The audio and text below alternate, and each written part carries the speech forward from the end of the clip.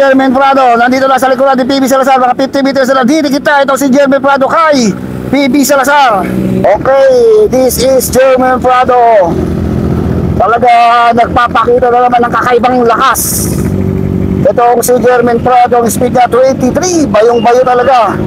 Talagang sagad na sagad. Ayan na, nasa harapan niya na si PB Salazar. At tanong kung maaabutan niya pa si Shane Yao.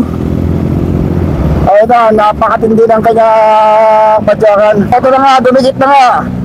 Dumikit na. Lalampasan pa ni PB Jermaine Prado itong si PB Salazar. Talagang napakalakas. Kakaiba. Kung baga ito yung mala robot, mala android na padyak ang ginagawa ni Jermaine Prado. Bagwat kagad siya ngayon. Baka si Shane Yao naman ang kanyang tutugisin sa harapan. Okay. Go, go, go. So lumayo na si Jermaine Prado, 50 meters. Okay.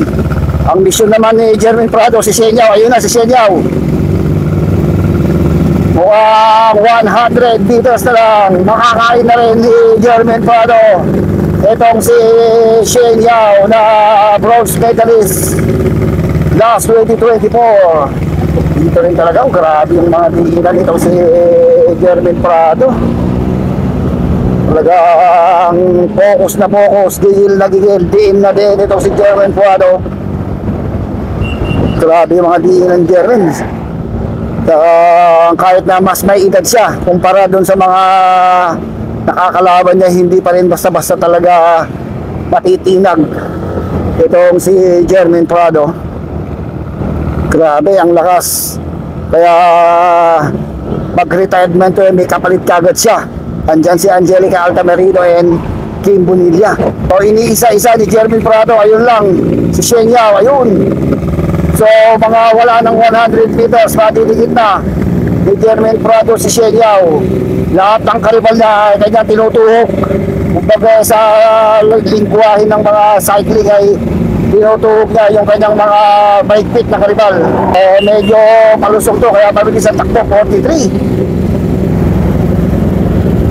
43 kilometers per hour, 50 meters, 60 meters, madidikit niya na itong si Shane Yao. Dito, pagkahon dito, mukhang dito na ididikit Jermaine Prado kay Shane Yao. Dahil ahon na to, ayan na, 50 meters, napakabilis, 35 kilometers per hour, ayun na si Shane Yao. 50 meters, madidikit na ni Jermaine Prado, dahil medyo ahon pa to, ha. Ayan na, ayun lang si Shane Yao, ang ating bronze medalist last year. PB Salazar ang ating silver medalist, nasa likod na, kinain na. May kinainan na ni Jermaine Prado ng oras, pero hindi pa tapos ang ating laban dahil malayo pa ang ating babaybayin bago matapos ang larong to. Kaya hindi pa tayo nakakasigurado hanggat hindi tayo tumatawid sa finish line. Ayun na si Shane Yao. Ito na palapit itong si Jermaine Prado kay Shane Yao. Bumagal na si Shane Yao habang itong naman si Jermaine Prado pabilis ng pabilis, padiin ng padiin ang kanyang padyakan. Wala na talagang alilangan. Kakainin na ni Jermaine Prado itong si Shane Yao. Ayun! Ito na nga, kinain na. Nilampasan na ni Jermaine Prado itong si Shane Yao. So, mga last 8 kilometers na lang siguro tayo to the finish line. At tanong, baka kainin din. Mukhang baka matuhok din ni PB Salazar itong si Shane Yao. So mabilis na lumamang na mga 20 meters itong si Jermaine Prado dito kay Shane Yao. So this is Jermaine Prado. Ayan na, lumalayo na, patuloy ng lumalayo si Jermaine Prado kay Shane Yao. Makakadikit pa si Shane Yao, PB Salazar dito sa nag-iisang Jermaine Prado. Medyo may, kumbaga sa edad ay nakakalamang itong si Jermaine Prado, pero lamang pa rin siya pagdating sa lakas. Mapa individual time trial criterium or road race. Hapon gold medalist sa criterium. Dito kaya sa ITT. Bukas kaya pagdating sa road race ay siya pa rin ang magre-rena.